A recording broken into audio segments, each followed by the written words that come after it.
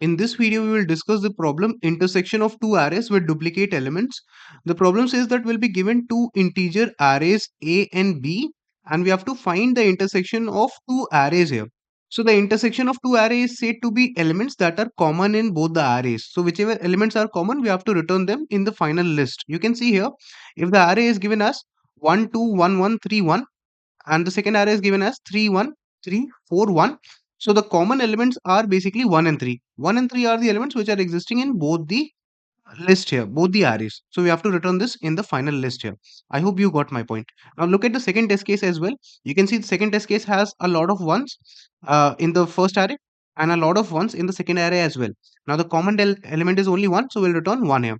In the third test case, you can see that nothing is common in both the arrays. No element is common. No element is existing in both the arrays. So that is why the list is empty here. I hope you have understood test cases here.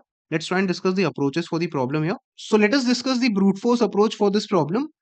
In the brute force approach, we can use three nested loops. What we can do is for every ith element of the array A, we can check whether that ith element of the array A is present in the B array as well or not.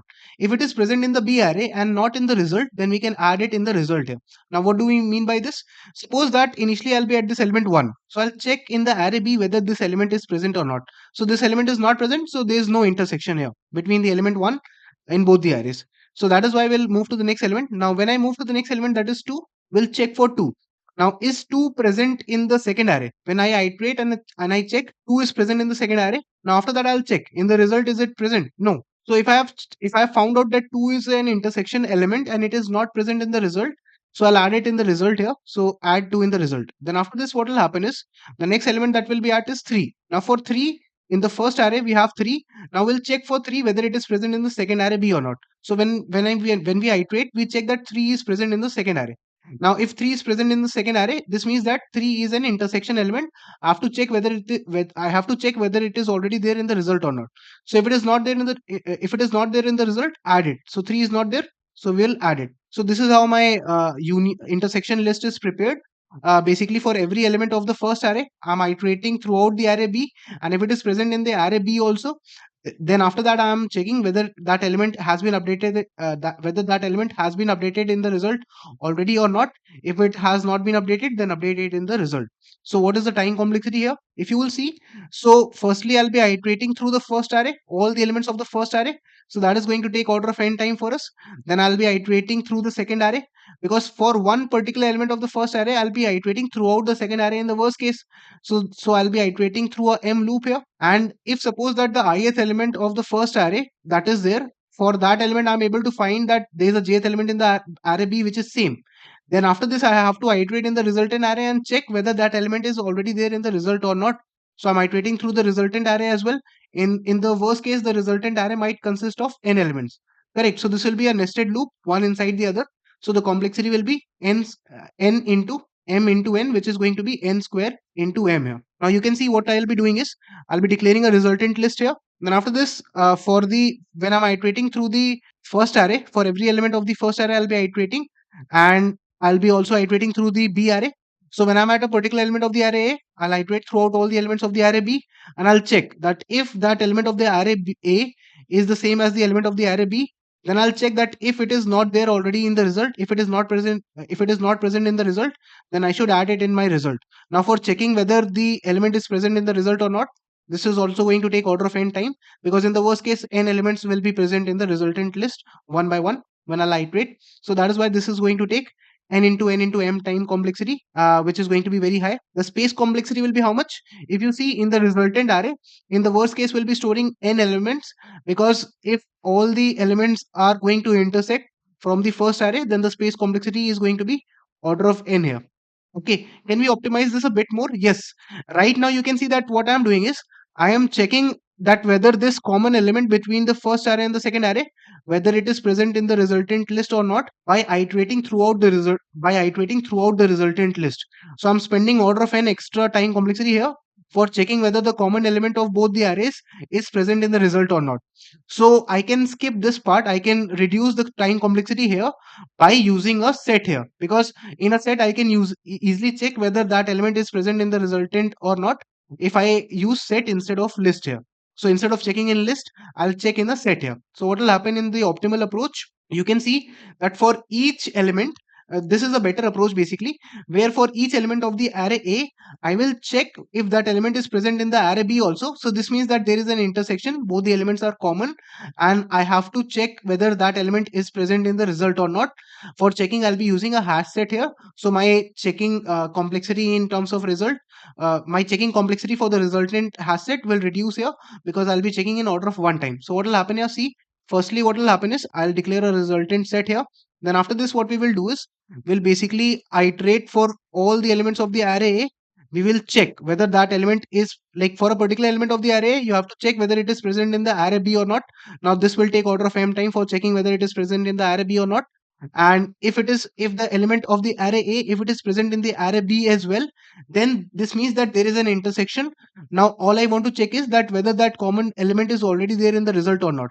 If that common element is not there in the result already, then I'll add it in the result here. And for checking this in the resultant set, I'll take order of one time only. So this will be optimal here. Now you can see that the first loop will take order of n time and the second loop will take order of m time. So this will be overall how much? This will be overall order of n into m, because when I'll be checking in the resultant set, it will be constant here. Okay, the space complexity will be order of n here, because in the worst case, all the n elements of the first array can match with the elements of the array B. So the space complexity occupied will be order of n. And at the end, we can return the resultant list, or we can return the length of the resultant list as per the requirement here. Can we optimize this a bit more? Yes, we can. Basically, we can use the concept of two hash set, and we can solve this problem in linear time complexity as well. What we can do is, first of all the elements of the first array that are there, we can put them in the array A here, in the set A. So first of all the elements of the array A that are there, you can put them in the set A. Then after that, you will iterate through the array B, and you will check for this particular element of the array B whether it is there in the A set or not.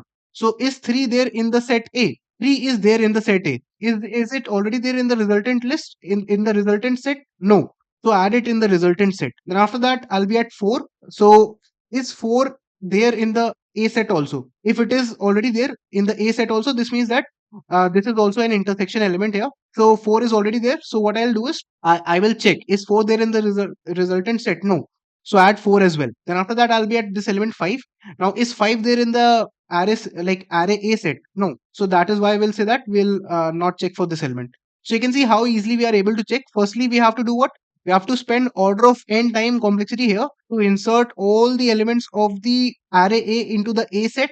Okay, then after that, we have to iterate in the B array one by one. We have to iterate for all the elements of the B array, and we have to check that whether an ith element of the B array, if it is present in the A set, if it is present in the A set and not present in the resultant set, in that case we have to add that ith element of the array B in the resultant set here.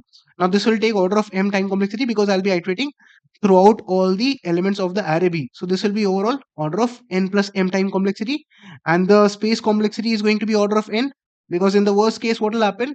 All the n elements of the array A can intersect with the elements of the array B here. Let's see how will the code look like. So you can see here that we have two sets. Firstly, the A set, which is going to consist of the elements of this array A. Then after that, we have declared a resultant set here. Now we have a resultant list as well. Now after this, what will happen is we will iterate through all the elements of the array B, and if the element of the array B, if it is present in the A set, this means that element is there in the array A also. So this is an intersection element. I'll check that if this intersection element is not present in the resultant set, then I'll add it in the resultant set as well as in the result also. So you can see that resultant set will help me to check whether that is present or not, and the resultant list will consist of the final answers here.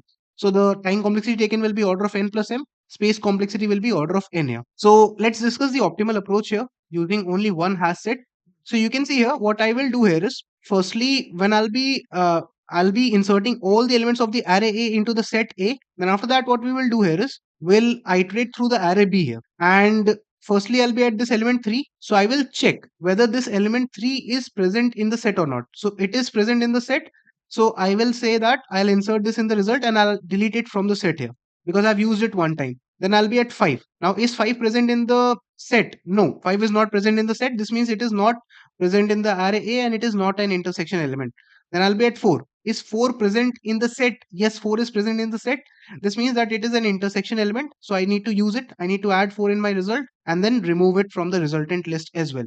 Now you can see here that what we have done is, firstly, we inserted all the elements of the array A into the set S. And then after that, what we did was we iterated throughout the second array and checked if that element was present in the set as well. So we added it in the result and we removed it from the set here. Now the time complexity will be what? You can see here that firstly we'll take order of n time to insert all the elements of the array A into the set. Then we'll take order of m time because we'll be iterating through the second array. So this will be order of n plus m. And in the worst case, how many elements will be common in the intersection? N elements. So the space complexity will be order of n here. Now let's have a look at the code here. You can see that firstly we'll declare a set and we'll insert all the elements of the first array into the set. Then we have declared a resultant list here. Now for every element of the array B, we are going to iterate and we are going to check if that element is present in the set, then add it in the result and remove this from the set here. And at the end, we can simply return the resultant list or the size of the resultant list depending on the requirement of the question here. Now let us try and submit this particular code and see if it is getting accepted or not. So you can clearly see that my code is getting accepted. I hope you have understood this problem clearly. Thank you for watching this video.